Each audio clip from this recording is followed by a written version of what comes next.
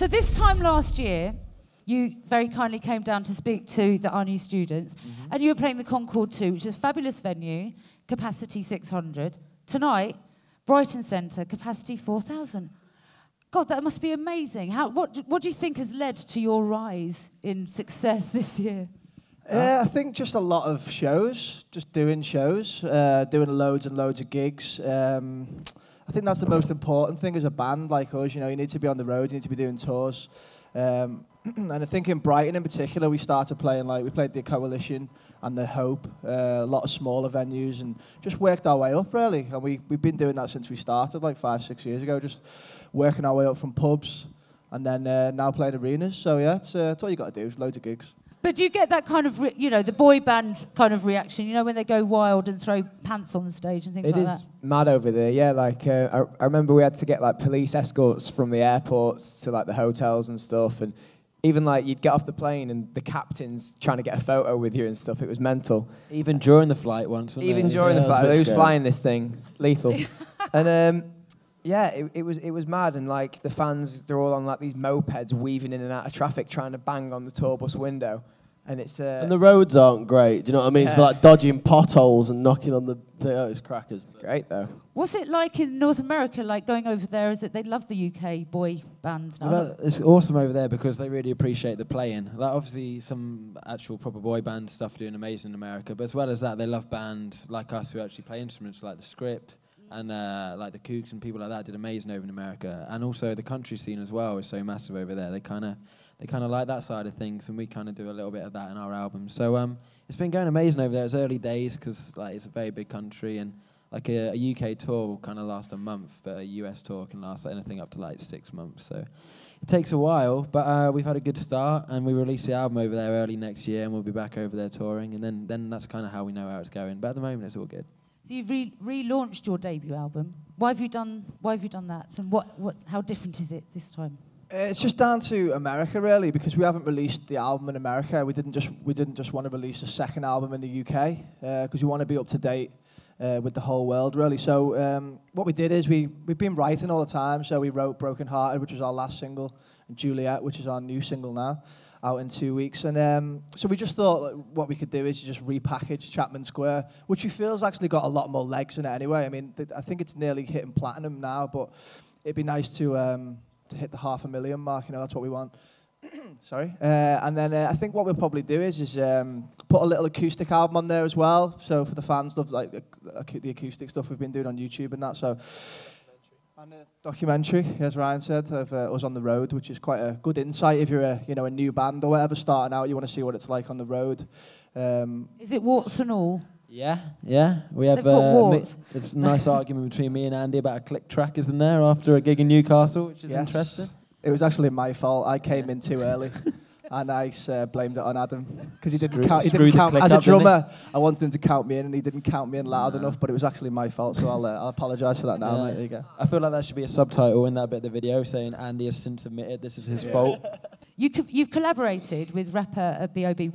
Why did you want to collaborate? What do you think it brings to the table when you work with other artists? I think it just felt like that song needed it. It's got quite a reggae feel to it, and we've always been a big fan of his work, like the song he did with Hayley Williams and Bruno Mars and people like that. And he's a musician as well. I don't think a lot of people know, but he actually plays. And yeah, he's a really talented guy, and his lyrics were awesome. And yeah, we just asked him. He was like the first choice, and we asked him to do it, and he loved the song, and he did it. So it was cool. Adam, you went to BIMM, didn't you? What did you do? What course did you? I did the drumming course. I did the national diploma and higher national diploma. And what we do at BIMM is to encourage collaboration. So, and soon you'll be having your networking. Yeah, you'll be having your networking event soon, where you get to meet other people at BIMM to hopefully form a band. What was your experience like? I met B.O.B. actually at the networking. I didn't really. No, it was really good, and I met so many amazing people at BIMM. And had a great couple of years, and obviously all the LPW lessons and stuff, and playing the gigs at the Concorde was really cool, and that kind of led me to want to headline it. And then we got to do that last year, and then we just kind of kept going up the venues. But it's great to see the music scene in Brighton because it's one of the best in the UK, and so many bands and artists have come out of Brighton that it just proves what an important place it is for music. And what advice would you give to the students here about making the most of their time at BIMM? definitely get involved in the LPW. That's definitely my favourite lesson of the whole week. And make sure you get up there. If you're a little bit nervous or whatever, just make sure you get up there. And once you've done a couple of them, you get used to it, and it's great fun. And make sure you audition for the end of term gigs, and just get involved in all those things, because the gigs are it's the most fun part of it. And still, in what we do now, the gigs are the most fun part. Ryan gets so emotional, he chokes up about it sometimes. And Sorry, I gotta go. yeah, just get doing gigs. It's the best thing to do. I think a lot of people here would love to be in your shoes. So what advice can you give to the students now in terms of like what they're going to do when they're in bands and getting themselves a fan base and stuff? What advice can you give them? I think like just social media stuff's important, you know. I mean, it's obviously very, very, well, there's a lot of hard work involved. I mean, we've been going for like 6 years, you know, so it doesn't happen overnight, and we got told no by labels and managers and stuff, so you just have to keep going. Just keep putting your stuff on YouTube. I think that's the biggest one. We put some videos on YouTube, some covers and that, and just get a bit of a following going online. I think like in this day and age, like obviously with music and that, you have to have a real big hype about your band, or you know, if you're a solo singer or whatever, before you even present yourself to a label, because you only really get one chance, and the label will be like, oh, I seen that guy or that band like 6 months ago, I'm not interested. But if you go in there and you've got like, well, I've got 100,000 Twitter followers, which is what we had before we got signed, because we did all the covers on YouTube, and I think if you just cover popular songs at the minute in the charts, you can get a bit of heat around the covers, and then start writing your own stuff as well. Obviously, we write our own stuff. That's the most important thing. How do you get them so hooky? I mean, that's the hardest bit, I imagine, trying to get a good hook for your song. What's your songwriting process? I mean, sometimes you have to write like 250 songs. We had like 200 songs to pick from then we picked a 12-track album from that. So some days you'll write a song and it'll be pretty shit, and you'll just be like, nah, I'll throw that one away. You know what I mean? And some days, like when I wrote Juliet, it was just like that was always going to be a good song. As soon as we wrote it was like, this feels good straight away. And some others that don't feel good. So I think you just got to keep doing it. And practice makes perfect at the end of the day. And it's like anything. It's like playing guitar or drums. Songwriting's a skill, and the more you do it, the better you become at it. So just keep doing it. And what do you think about Brighton? A lot of people will have moved here, but haven't been here long. What can you tell them about the city? What's so good about it? Great nights out in Brighton. Always. Great nights out in Brighton. Some of the best.